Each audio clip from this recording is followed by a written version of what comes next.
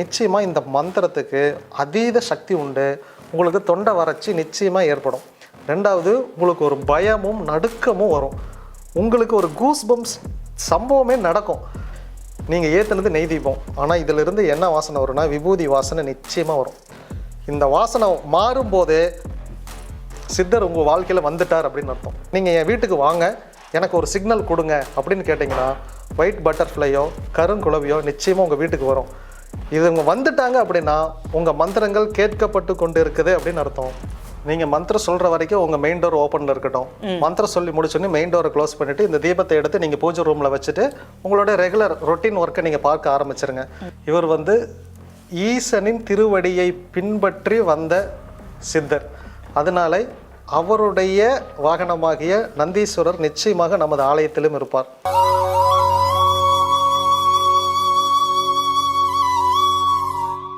ஆன்மீக உலா அன்பு நேயர்களுக்கு இனிய வணக்கம்.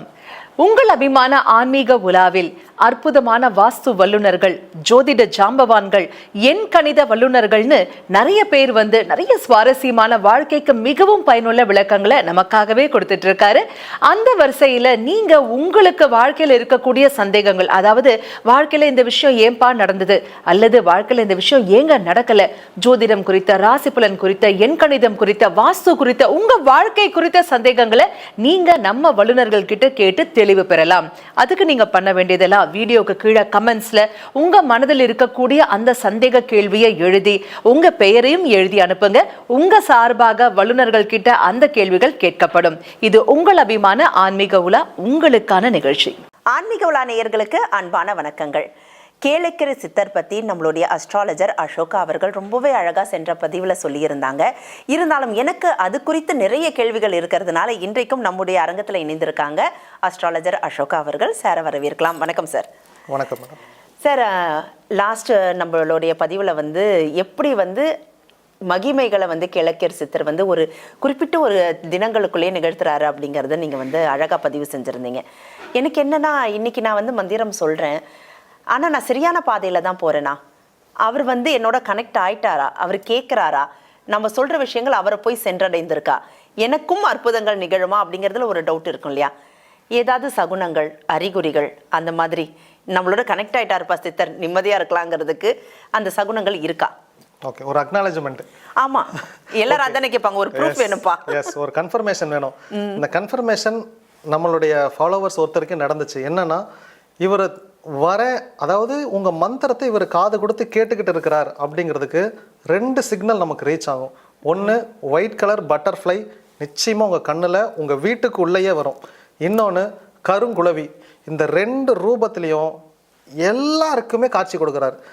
இந்தியான்னு மட்டும் இல்லை, வெளிநாடுகளில் இருக்கிற பல பேர் சொல்கிறாங்க, சார் நான் சவுதியில் இருக்கேன் சார், நான் வந்ததுலேருந்து இது வரைக்கும் இங்கே ஒயிட் கலர் பட்டர்ஃப்ளையே பார்த்ததில்ல, யாருமே பார்த்துருக்க. இன்னைக்கு சார் சவுதியில் நாங்கள் ஒயிட் பட்டர்ஃப்ளை டெய்லியும் பார்க்குறோம் அப்படிங்கிறாரு.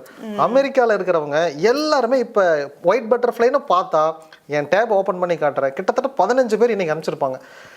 எனக்கே சந்தேகம் என்னன்னா, நான் ஒவ்வொரு நாளும் ஒரு கணிசமான பட்டாம்பூச்சி டெய்லி என் வாழ்க்கையில் இப்போ பார்க்க ஆரம்பிச்சிட்டேன். ஒரு நாளைக்கு குறைஞ்சது ஒரு 200 பட்டாம்பூச்சி பார்க்குறேன். என்னுடைய வாழ்நாளில் நான் இத்தனை பட்டாம்பூச்சிகளை பார்த்ததே இல்லை. நான் நினச்சேன் இதோட அழிவு, இந்த பட்டாம்பூச்சிகளை அழிஞ்சுக்கிட்டு வருது, சில நாட்கள் கழிச்சு இதை இருக்காமல் போயிடும் அப்படின்னு நினச்சேன். என் வீட்டுக்கு வாங்க, ஒரு நாளைக்கு நான் உங்களுக்கு 200 பட்டாம்பூச்சிகளை காட்டுறேன். நம்மளுடைய எல்லா மந்திரம் சொல்கிறவங்களும் இதை எவிடன்ஸோடு எனக்கு அனுப்புகிறாங்க, ஒயிட் பட்டர்ஃப்ளை வந்துச்சு. இன்னொன்று சிக்னல் என்ன அப்படின்னா, உங்களுக்கு விபூதி வாசனை வரும், சந்தன வாசனை வரும், சுருட்டு வாசனை வரும்.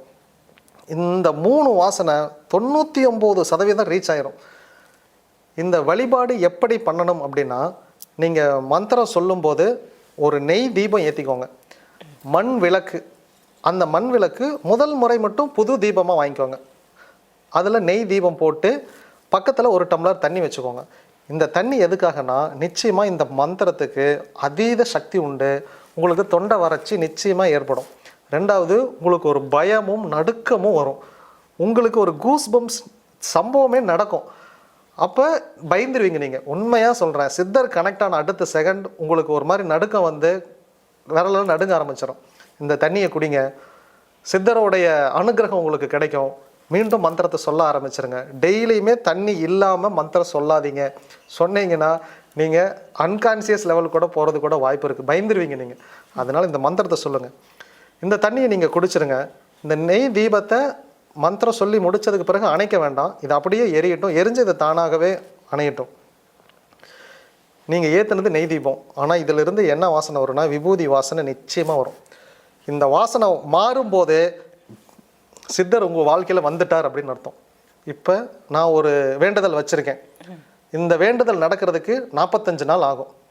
பட் எனக்கு 20வது நாளில் சந்தேகம் வந்துருச்சு, உண்மையாலுமே இந்த சித்தர் கேட்டுட்டு இருக்காரா கேட்கலையா அப்படின்னா நீங்கள் தயவு செஞ்சு சித்தர்கிட்ட நீங்கள் எனக்கு நீங்கள் என் வீட்டுக்கு வாங்க, எனக்கு ஒரு சிக்னல் கொடுங்க அப்படின்னு கேட்டிங்கன்னா ஒயிட் பட்டர்ஃப்ளையோ கருங்குளவியோ நிச்சயமாக உங்கள் வீட்டுக்கு வரும். இது இவங்க வந்துட்டாங்க அப்படின்னா உங்கள் மந்திரங்கள் கேட்கப்பட்டு கொண்டு இருக்குது அப்படின்னு அர்த்தம். இன்னும் ஒரு 10 நாள் 15 நாளுக்குள்ள உங்களுடைய வேண்டுதல் ஆமாம் பலித்தம் ஆயிரும், நீங்கள் நிம்மதியாயிருவீங்க. இது 100% உண்மை. நிச்சயமா. ஏன்னா எல்லாருக்குமே வந்து நம்ம வேண்டுதல்களை வைக்கிறோம், இத்தனை நாள் நம்ம வந்து கேளுக்கே சித்தர் நம்ம சொல்கிறோம், ஆனாலும் அவர் கேட்குறாரா இல்லையான்னு தெரியலன்ற ஒரு பயம் ஏற்பட தான் செய்யும். அப்படின்னும் போது கரெக்டாக ஒயிட் பட்டர்ஃப்ளை வந்தாலும் இல்லை குளவி வந்தாலும் கட்டாயமாக வந்து அவர் நம்மளை வந்து கேட்டுட்ருக்கிறாரு அப்படிங்கிறத ஊர்ஜிதம் பண்ணிக்கலாம். இப்போ விளக்கேற்றி வைக்கணும்னு சொன்னீங்க சார். காலை நேரங்களில் பிரம்ம முகூர்த்த வேலையில் நம்ம விளக்கேற்றி வச்சிடலாம். ஆனால் இரவு நேரம் அப்படின்னும் போது 10:45 11:15 அந்த நேரங்களில் பெரும்பாலும் வீட்டு கதவை வந்து நம்ம சாத்தி தான் வச்சிருவோம். சரி, ஓப்பன்லேயே வச்சுருந்தாலும் விளக்கு தானாக அணையிற வரைக்கும் நீங்கள் வந்து நிறுத்த வேணான்னு சொல்லியிருக்கீங்க. அப்போ இரவு நேரத்தில் நம்ம கதவை சாத்தவும் முடியாது, விளக்கு அணைச்சும் வைக்க முடியாது. அப்படிங்கிறதுனால அதுக்கு ஏதாவது மாற்று வழி இருக்கா? நீங்கள் மந்திரம் சொல்கிற வரைக்கும் உங்கள் மெயின் டோர் ஓப்பனில் இருக்கட்டும். மந்திரம் சொல்லி முடிச்சோன்னே மெயின் டோரை க்ளோஸ் பண்ணிவிட்டு இந்த தீபத்தை எடுத்து நீங்கள் பூஜை ரூமில் வச்சுட்டு உங்களோட ரெகுலர் ரொட்டீன் ஒர்க்கை நீங்கள் பார்க்க ஆரம்பிச்சிருங்க. தன்னை போல நல்லது நடக்கும். நீங்கள் என்ன நினைச்சீங்களோ அது தானாக நடக்கும். அப்போ இதுக்கும் நம்ம வந்து கதவை சாத்துறதுக்கும் வந்து எந்த சம்பந்தமும் இல்லை. கட்டாயமாக சித்தர் வருவார், வாழ்க்கையில் வந்து தீபம் நீங்கள் சொன்ன மாதிரி ஒரு ஒளியாக வந்து நம்மளுடைய வாழ்க்கையில் ஒளி ஏற்றுவார் அப்படிங்கிறதுல வந்து சந்தேகமே இல்லை. சித்தர்கள் வழிபாடு அப்படின்னு சொல்லும்போது ஜீவசமாதி வழிபாடு தான் நம்ம பெரும்பாலும் பண்ணுறோம். அங்கே போய் உட்கார்ந்து நம்மளுடைய கோரிக்கைகளை வைக்கிறோம். கோரிக்கைகள் வைக்கிறதுக்கான இடத்த நீங்கள் வீட்டிலேயே தேர்ந்தெடுத்துக்கோங்க அப்படிங்கிறத நீங்கள் வந்து சொல்லிட்டீங்க. இப்போ அவருக்கான ஒரு கோயில் கட்டுறோம் இல்லையா, இப்போ அந்த கோயில் எப்படி அமைய போகுது? ஏன்னா யாருக்குமே கிழக்கரசு தர தெரியாது, அவருடைய ஜீவசமாதின்னு ஒன்று கிடையாது எங்கேயுமே. அப்படின் போது அந்த இடத்துல நீங்கள் என்ன மாதிரியான விஷயங்களை ஏற்படுத்த போறீங்க? அது வந்து சஸ்பென்ஸ். 3 விஷயம் இந்த கோவிலில் இருக்கும். ஒன்று அந்த சித்தருடைய திருவுருவ சிலை, அதுதான் நான் முதலாவது பிரதிஷ்டை பண்ண போகிறேன். அதன் பிறகு வந்து ஒரு நந்தி சிலை இருக்கும்.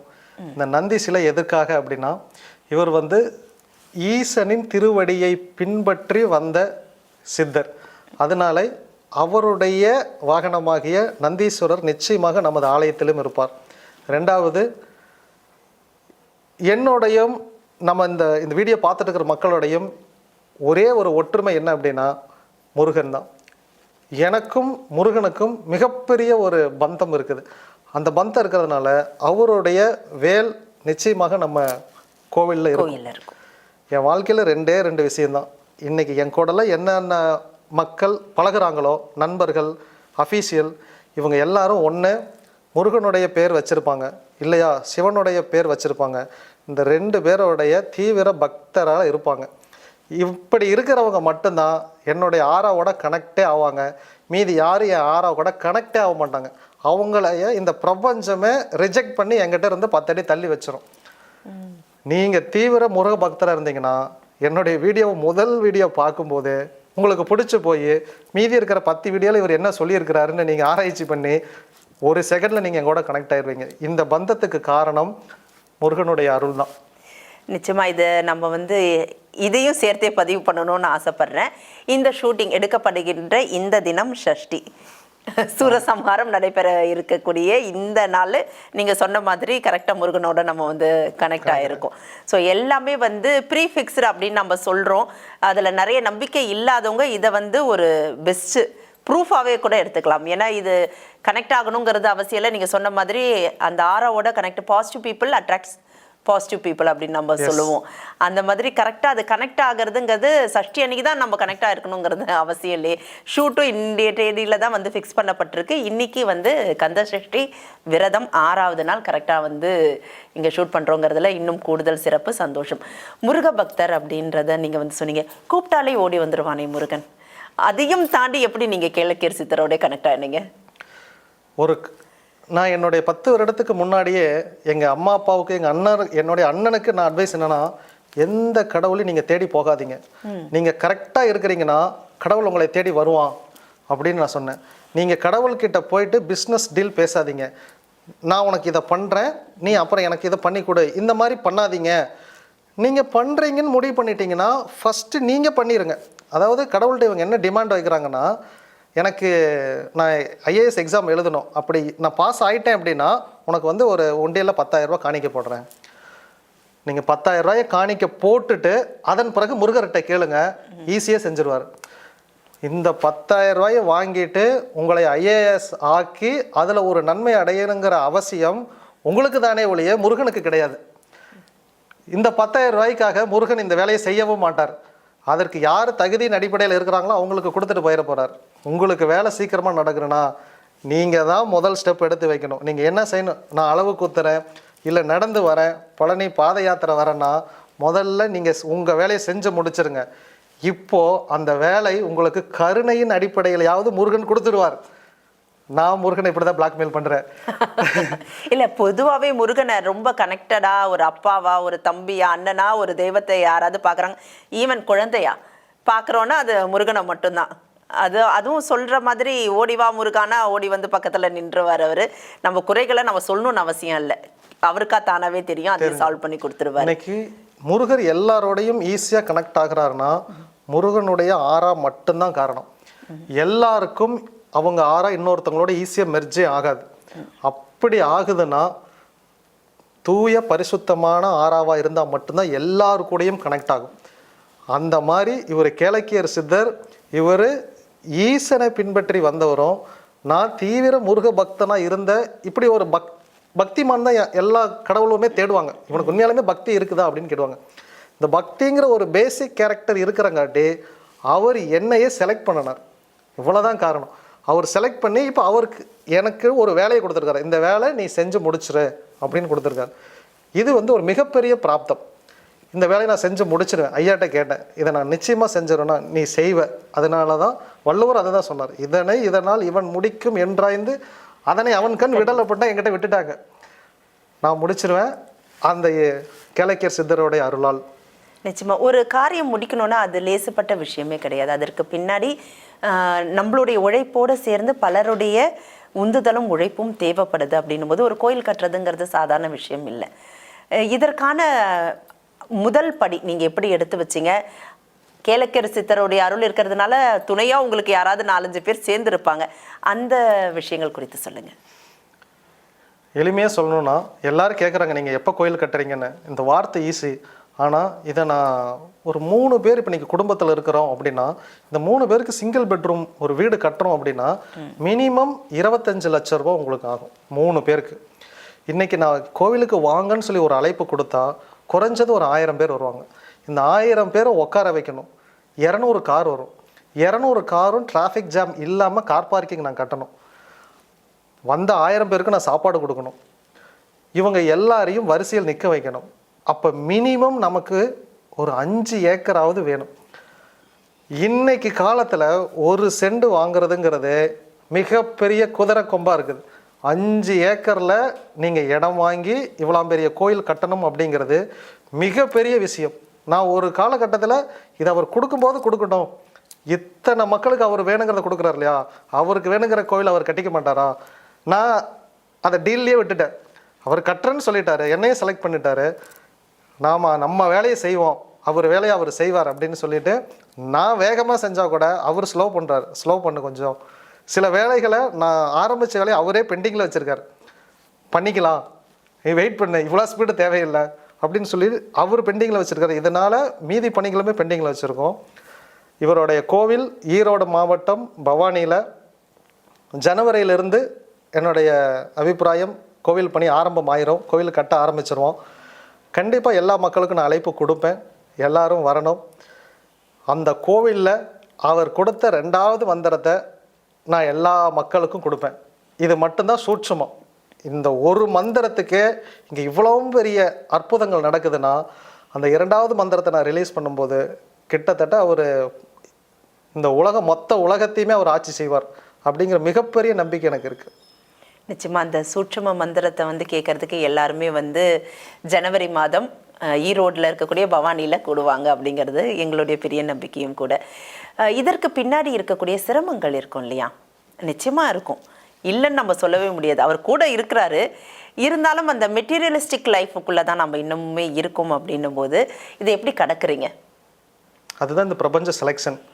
யார் இதை ஏற்றுக்கிறாங்க? உண்மையை சொல்லப்போனால் கடந்த 4 நாட்களுமே கண்டினியூஸாக ஷூட். ஓகேங்களா? முதல்ல நான் 1000 கிலோமீட்டர் பயணம் பண்ணி வந்திருக்கேன், இரவு தூங்கலை, விடிஞ்சா 2 ஷூட்.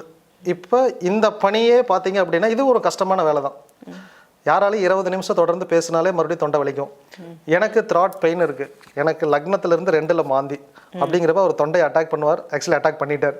அப்படிங்கிறப்ப நான் ஒரு நாளைக்கு 20 நிமிஷம் பேசி மீண்டும் 20 நிமிஷம் நான் ரெஸ்ட் எடுக்கணும். இதுதான் என்னுடைய உடம்புக்கான விதி. பட் இதை எல்லாத்தையும் மீறி அவர் ஒரு ஸ்டெமினா கொடுக்குறார், ஓடுறதுக்கு பலன் கொடுக்குறார், 3 நாள் தூங்காமல் வேலை செய்யக்கூடிய அளவுக்கு ஸ்டெமினா கொடுக்குறார். 1000 கிலோமீட்டர் நான் ட்ராவல் பண்ணி விடிஞ்சா அடுத்த நாள் என்னுடைய பணிகள் ஸ்டார்ட் ஆகும். இங்கே ஓய்வே கிடையாது. இதுக்கெல்லாம் யார் ஒத்துக்குவா அப்படிங்கிற ஒரு பிரபஞ்ச செலெக்ஷன் இருக்கும். அந்த செலெக்ஷனில் பாஸ் ஆகி நான் வந்திருக்கேன். அதனால அது கொடுக்கும் போதே செலெக்ஷனில் என்னை பாஸ் பண்ணி தான் உள்ள விட்டுருக்கு. எனக்கு இதில் எந்த சிரமமும் இல்லை. அதுதான் சொல்கிறேன், நான் ட்ரைனிங் முடிச்சுட்டு வந்திருக்கேன். கம்ப்ளீட்டாக உங்களை ட்ரெயின் பண்ணி அவர் அனுப்பிச்சிட்டாரு நான் நினைக்கிறேன். I did my train. அதனால நான் செலெக்ஷன் பாஸ் ஆகிட்டேன். பாஸ் ஆனங்காட்டி தான் என்னை உள்ள விட்டுருக்காங்க. நிச்சயமா இதே மாதிரி உங்களுடைய பணிகளும் சிறக்கணும். கிழக்கர் சித்தருடைய கோயில் திருப்பணிகள் நல்ல விதத்தில் முன்னேறி போகணும், நாங்களும் வந்து கோயிலில் தரிசிக்கணும் அப்படிங்கிறது தான் எங்களுடைய ஆசை. பார்த்து கொண்டிருக்கக்கூடிய நேயர்களுக்கும் அந்த சூட்சும மந்திரத்தை தெரிஞ்சுக்கணுங்கிற ஒரு ஆர்வம் இருக்கும். ஜனவரி மாதம் அதற்கான பலன்கள் கிடைக்கும்னு நாங்கள் நம்புகிறோம். இந்த நிகழ்ச்சியில் கலந்துக்கிட்டு ரொம்பவே அற்புதமாக வந்து கோயில் திருப்பணிகள் குறித்தும் கிழக்கர் சித்தரை நம்ம எப்படி உணர்றது என்பது குறித்தும் அழகாக நம்ம நேயர்களோட பகிர்ந்துக்கிட்டீங்க. நன்றிகள் பல சார். நன்றி. ஆன்மீக உலா அன்பு நேயர்களுக்கு இனிய வணக்கம். உங்கள் அபிமான ஆன்மீக உலாவில் அற்புதமான வாஸ்து வல்லுநர்கள், ஜோதிட ஜாம்பவான்கள், எண் கணித வல்லுநர்கள்னு நிறைய பேர் வந்து நிறைய சுவாரஸ்யமான வாழ்க்கைக்கு மிகவும் பயனுள்ள விளக்கங்களை நமக்காகவே கொடுத்துட்டு இருக்காரு. அந்த வரிசையில நீங்க உங்களுக்கு வாழ்க்கையில இருக்கக்கூடிய சந்தேகங்கள், அதாவது வாழ்க்கையில இந்த விஷயம் ஏன்பா நடந்தது, அல்லது வாழ்க்கையில இந்த விஷயம் ஏங்க நடக்கல, ஜோதிடம் குறித்த, ராசி பலன் குறித்த, எண் கணிதம் குறித்த, வாஸ்து குறித்த, உங்க வாழ்க்கை குறித்த சந்தேகங்களை நீங்க நம்ம வல்லுநர்கள் கிட்ட கேட்டு தெளிவு பெறலாம். அதுக்கு நீங்க பண்ண வேண்டியதெல்லாம் வீடியோக்கு கீழே கமெண்ட்ஸ்ல உங்க மனதில் இருக்கக்கூடிய அந்த சந்தேக கேள்வியை எழுதி உங்க பெயரையும் எழுதி அனுப்புங்க. உங்க சார்பாக வல்லுநர்கள் கிட்ட அந்த கேள்விகள் கேட்கப்படும். இது உங்கள் அபிமான ஆன்மீக உலா, உங்களுக்கான நிகழ்ச்சி.